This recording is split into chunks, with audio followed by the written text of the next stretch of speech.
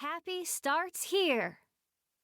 The words felt odd in her mouth, yet the jagged ridges of the bottle cap were reassuring. She looked down the road. No sign of her father's rig. No blast from his air horn saying he was back at last. Nothing had changed. With a sigh, she walked back home. But she was wrong. Something had changed. The raven circling overhead saw it first. His wide tail flared as he flew up Bear Church Mountain to report to the bear, the master of the mountain. Chapter 1. Andie Jennings reached for her rabbit scissors. But the small scissors, which practically jumped into her hand because she relied on them so much, weren't on the red Formica tabletop. Had she left them on the lunch counter when she fetched the last 2 slices of custard pie for herself and Bunch? She glanced over at the counter. Menu stacked neatly, caddy cradling clean flatware, plant in vintage yellow pot, tray of ketchup bottles. No scissors. Wait. Priscilla, the plant, looked too innocent. "Not again." To her little sister, Andie added, "Don't touch my pie, or the story box." Andie slid out of the booth seat and stalked over to the window end of the counter.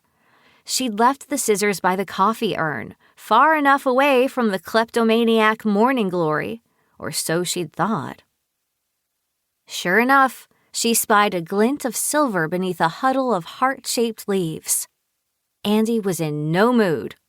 Pushing aside leaves and purple blossoms furled tight like fairy umbrellas, she yanked her scissors free from the grip of a hairy tendril. Dirt spattered the countertop. "Leave my stuff alone," she said, as if the Morning Glory had ears. She grabbed a spoon from the flatware caddy and stabbed it, handle first, into the pot. "Take that instead." When she got back to the booth, she heard an emphatic clatter. The spoon lay on the floor. "Just like a toddler," Bunch said. She'd already polished off her pie. Their grandmother claimed Bunch ate like a registered hog, fast and expecting the very best. Andie opened the cigar box on the table and snipped a stray fake leaf wanting to escape. Before she slipped the scissors into their faded velvet case, her thumb rubbed the half-circle formed by the rabbit's tail.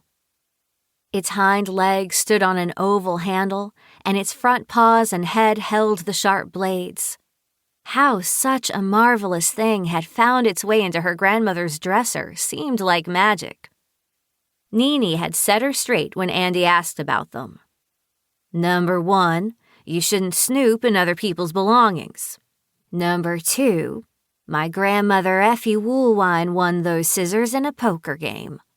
Her cards were bad that night, so she spread a handkerchief on her chair, sat on it, and her luck changed. And yes, you may have the scissors. Andie ate the point of her pie first and made a wish.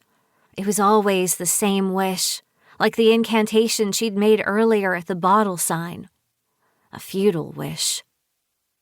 Bunch tipped a sandwich bag of tiny winged plastic ponies onto the table, each painted a gaudy color and no bigger than a baby toadstool.